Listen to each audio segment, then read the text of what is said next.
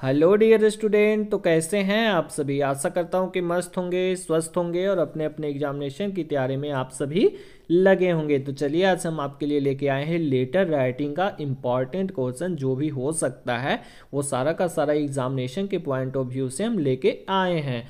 तो चलिए आपका फर्स्ट क्वेश्चन हम यहाँ पे लेके आए कि व्हाट इज लेटर। सबसे प्रथम क्वेश्चन है कि लेटर क्या है। तो ये letter is the form of communication that can be use to share information और express emotion to one person to another person. Letter क्या है तो एक कम्युनिकेशन का सिस्टम है। कम्युनिकेशन किसको कहते हैं, अभी के समय में हम कह सकते हैं कि जो फ़ोन है वो कम्युनिकेशन का सिस्टम है।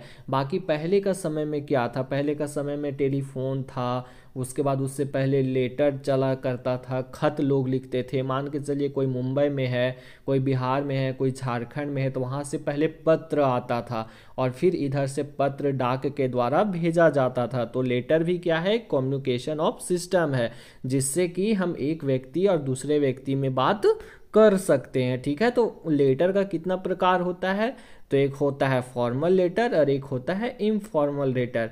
तो चलिए हम सबसे पहले देखते हैं कि what is informal letter. Informal letter हम किसे कहते हैं, तो an informal letter also refer to as friendly letter is a personal letter written to the friends and relatives. अब मान के चलिए कि जो हम फ्रेंड्स और रिलेटिव को लिखते हैं वो इनफॉर्मल लेटर होता है।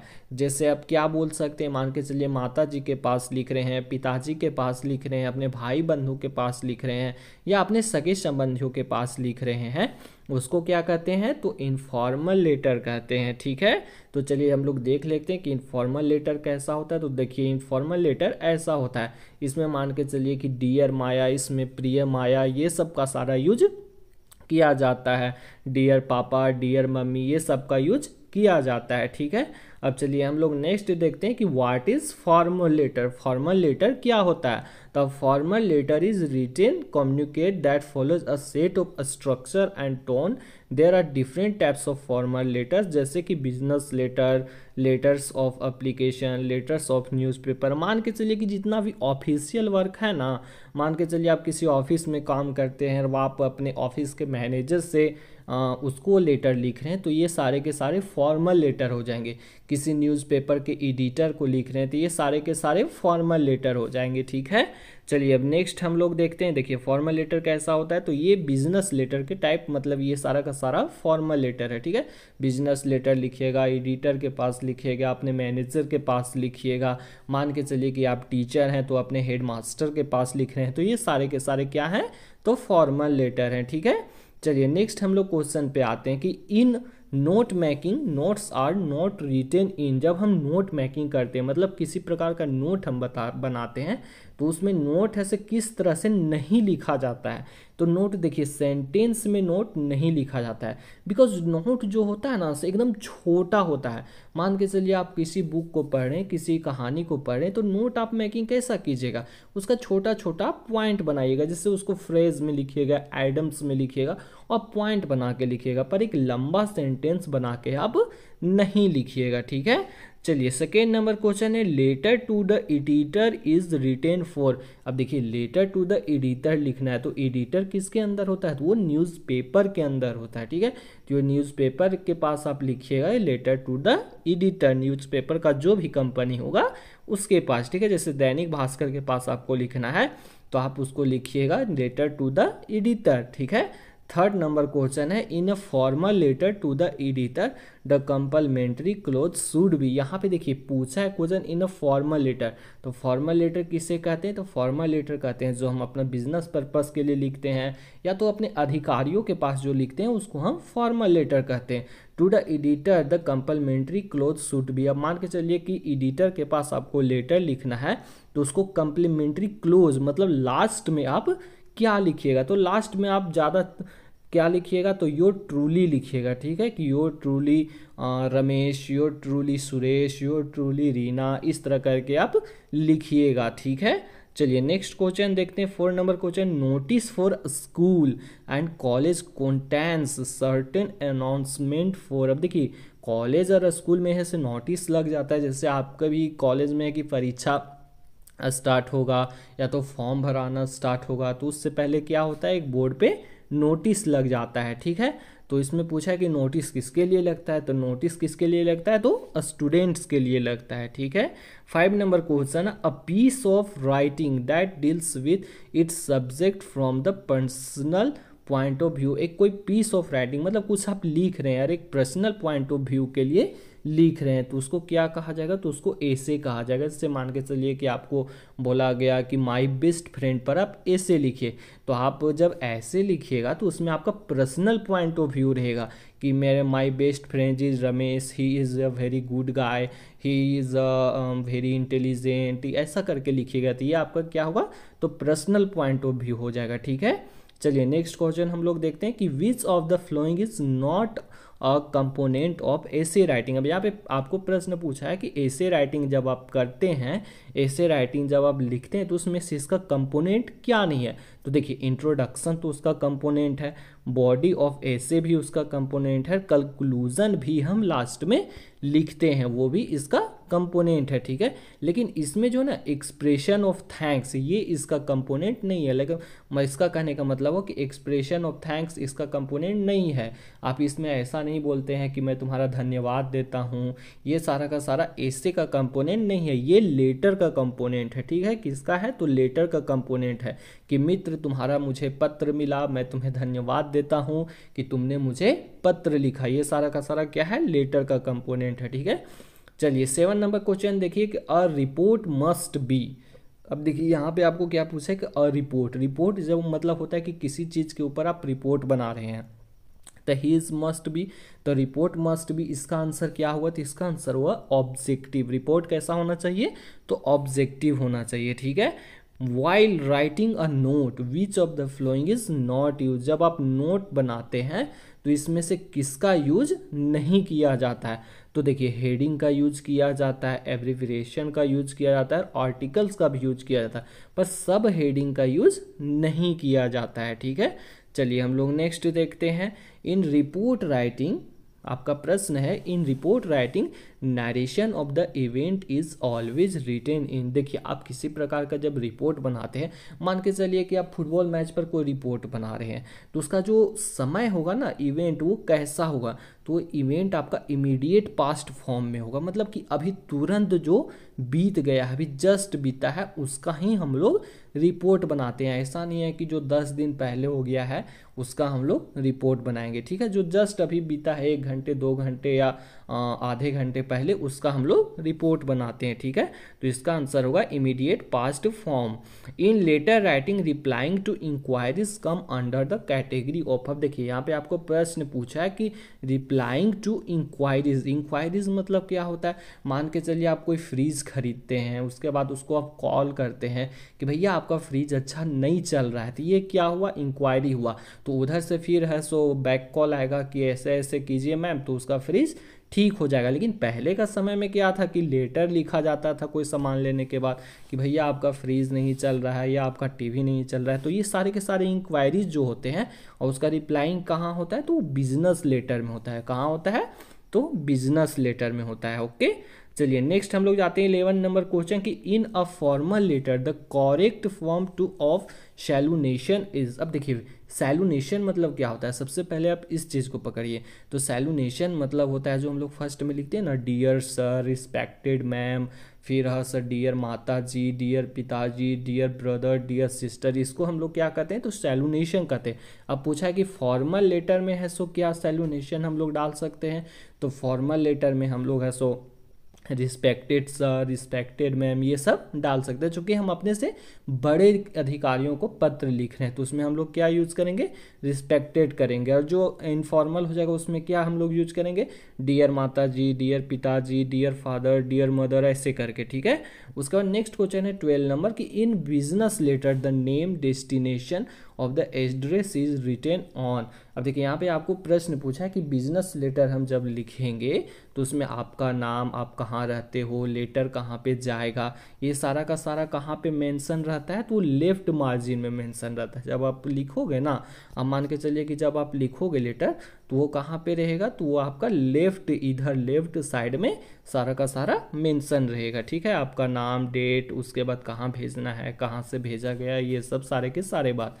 उसके बाद 13 नंबर क्वेश्चन है फॉर्मल लेटर स्टार्ट विथ। जो फॉर्मल लेटर होता है वो किससे स्टार्ट होता है, आपको ये प्रश्न पूछा है। तो ये स्टार्ट जो होगा ना सो सेंडर एड्रेस से होगा, कि वो जो सेंडर है जो भेज रहा है उसका एड्रेस क्या है, ठीक है। 14 number question, letter to the editor are written to. अब देखिए यहाँ फिर से प्रश्न वो पूछ दिया कि लेटर टू द एडिटर किसके लिए लिखा जाएगा, तो वो न्यूज़पेपर के लिए लिखा जाएगा। 15 number question, reporting of an event is done as. अब रिपोर्टिंग ऑफ एन इवेंट, किसी इवेंट के बारे में रिपोर्टिंग कर रहे हैं, मान के चलिए कि कहीं कोई मैच हुआ या तो कहीं पे कोई प्रोग्राम हुआ, प्रधानमंत्री जी का प्रोग्राम हुआ, तो उस इवेंट के बारे में हमको रिपोर्टिंग करना है। तो वो जो रिपोर्टिंग ऑफ इवेंट जो होगा वो फर्स्ट हैंड इंफॉर्मेशन होगा।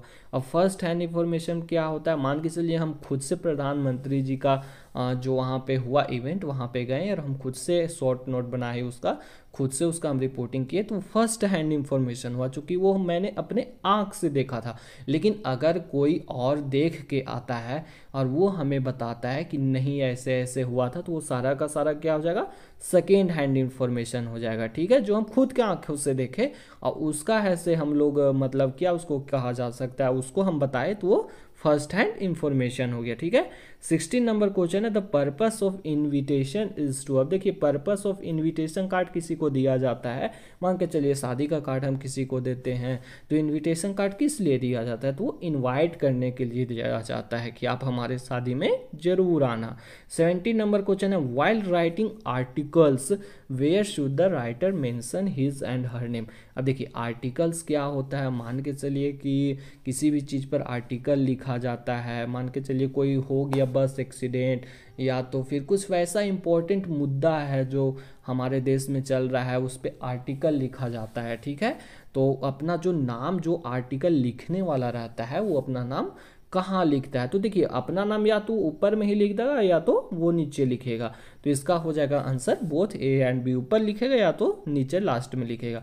Formal letter should be. अब देखिए यहाँ पे आपको प्रश्न पूछा है कि फॉर्मल लेटर शुड बी, इसका आंसर क्या हुआ, तो इसका आंसर आपका होगा brief and to the point. जो फॉर्मल लेटर रहता है ना वो एकदम ब्रीफ रहता है, मतलब थोड़ा लंबा रहेगा, टू द पॉइंट लिखा हुआ रहेगा। क्योंकि देखिए वो सारा का सारा लेटर जो लिखाता है वो सारे के सारे बड़े अधिकारियों के पास लिखाता है। फॉर्मल लेटर आप मान के चलिए कि न्यूज़ एडिटर के पास लिख रहे हैं, या तो फिर मान के चलिए कि जो बिजली का जो मैनेजर है, बिजली जो मैनेजर है उसके पास लिख रहे हैं, तो उसके पास आप पॉइंट ऑफ एकदम पॉइंट बात बोलिएगा ना, टू द पॉइंट बोलिएगा, ऐसा थोड़ी है कि उसको आप जो पार्स वो बोल दीजिएगा, ठीक है। चलिए नेक्स्ट क्वेश्चन देखते हैं कि as per CBSE guideline the length of formal letter replies should be extended. अब देखिए यहाँ पे पूछा है कि सीबीएसई गाइडलाइन के अनुसार जो फॉर्मल लेटर का लेंथ होगा वो कितना होगा, तो आपका 50 वर्ड का होगा, ठीक है। जो आप फॉर्मल लेटर लिखिएगा वो कितने वर्ड का होगा, तो 50 वर्ड का होगा, ओके। 20 नंबर क्वेश्चन है personal letter are also considered as. अब देखिए यहाँ पे आपको प्रश्न पूछा है कि पर्सनल लेटर जो होता है उसको कैसा कंसीडर किया जाता है, तो इनफॉर्मल लेटर होता है। पर्सनल लेटर क्या होता है, मान के चलिए कि आप अपना गर्लफ्रेंड के पास लिख रहे हैं या अपना बॉयफ्रेंड के पास लिख रहे हैं लेटर, तो वो क्या होगा, वो पर्सनल लेटर होगा। तो वो क्या होगा, तो वो एक इनफॉर्मल लेटर होगा, ओके। 21 नंबर क्वेश्चन है कि what comes under the first hand information. अब देखिए यहाँ पे पूछा फर्स्ट हैंड इंफॉर्मेशन की, एकदम तुरंत देखा और वो तुम बता रहे हो, तो क्या होगा, रिपोर्टिंग ऑफ एन इवेंट, किसी इवेंट के बारे में रिपोर्टिंग करना ही क्या है, फर्स्ट हैंड इंफॉर्मेशन है।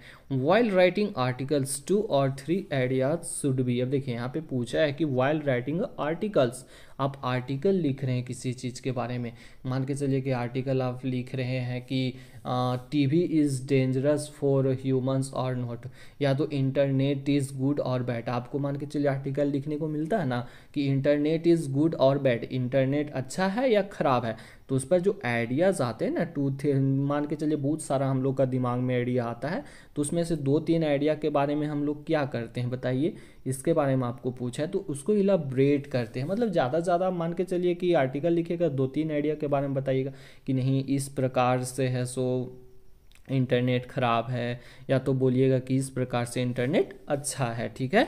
चलिए नेक्स्ट क्वेश्चन जाते हैं 23 नंबर, नोट्स शुड बी। अब देखिए नोट्स जो रहता है, जो नोट्स हम लोग लिखते हैं वो कैसा रहता है, तो एकदम शॉर्ट होना चाहिए, नोट्स ज़्यादा बड़ा नहीं होना चाहिए, okay. As composition in a particular subject considering of more than one paragraph is known as. अब देखिए किसी पार्टिकुलर सब्जेक्ट पर एक पैराग्राफ से ज़्यादा अगर हम लिख देते हैं तो क्या कहलाता है, तो वो ऐसे कहलाता है। मान के चलिए कि हमको पार्टिकुलर सब्जेक्ट मिला है कि बेस्ट टीचर के बारे में आप ऐसे लिखिए, तो उसमें हम लोग क्या करते हैं, 2-3 पैराग्राफ लिख देते हैं, ठीक है। तो उसको क्या कहेंगे, तो ऐसे कहेंगे। वो क्या होता है, पार्टिकुलर सब्जेक्ट पर होता है, ठीक है। What is mode of addressing a person while writing. अब देखिए हम लोग राइटिंग जब स्टार्ट करते हैं, लिखना स्टार्ट करते हैं, तो what is the mode of addressing a person while writing. लिखने समय हम लोग पर्सन को कैसे एड्रेस करते हैं, तो सैल्यूनेशन देके। सैल्यूनेशन क्या होता है, जैसे dear sir, dear ma'am, dear माता जी, डियर पिताजी, डियर मम्मी, डियर पापा, ये ऐसे करके हम लोग लिखते हैं, तो क्या होता है, वो सैल्यूनेशन होता है, ठीक है। Examples of stamp collecting, painting etc are kinds of activity. जब मान के चलिए कि स्टाम्प कलेक्टिंग, फिर पेंटिंग को हम लोग कलेक्ट करते हैं, वो क्या है, तो वो हमारा हॉबीज़ है। बहुत सारा लोगों का हॉबीज़ रहता है ना, कि किसी का हॉबीज़ है क्रिकेट खेलना, किसी का फुटबॉल खेलना, किसी का पढ़ना, किसी का गाना। तो इसी तरह बहुत लोगों का स्टाम्प कलेक्टिंग और पेंटिंग भी जो होता है ना, ये सारे का सारा हॉबीज़ के अंदर आता है, ठीक है। In general letter are how many types. General letter का कितने टाइप होता है, हमने आपको शुरू में ही बताया था कि 2 टाइप होता है, ठीक है। एक फॉर्मल लेटर, एक इनफॉर्मल लेटर, ओके।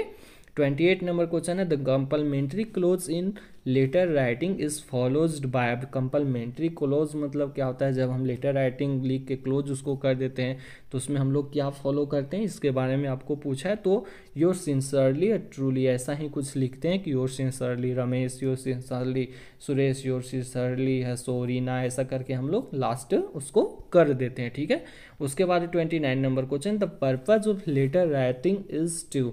अब लेटर राइटिंग का पर्पज क्या हो सकता है, तो लेटर राइटिंग का पर्पज होता है कम्युनिकेट पर्सनल फीलिंग्स। किसी के साथ है सो उसका फीलिंग्स को हम लोग कम्युनिकेट करते हैं, उससे बात करते हैं, ओके। 30 नंबर क्वेश्चन है कि लेटर्स यूजुअली इंड्स। लेटर्स जो है सो सामान्यतः कैसे इंड करता है, मतलब अंत कैसे करता है, तो एकदम पोलाइटली अंत करता है। पोलाइटली मतलब होता है ना कि मान के चलिए एकदम पोलाइटली बिहेव करता है कि डियर सर, आप हमारा अगर ये काम कर दोगे तो मैं आपका आभारी बना रहूँगा, ऐसा ही करके कुछ पोलाइटली इंड कर जाता है, ठीक है। तो चलिए बहुत बहुत धन्यवाद, आप यहाँ तक जुड़े रहे, आपका दिन शुभ हो।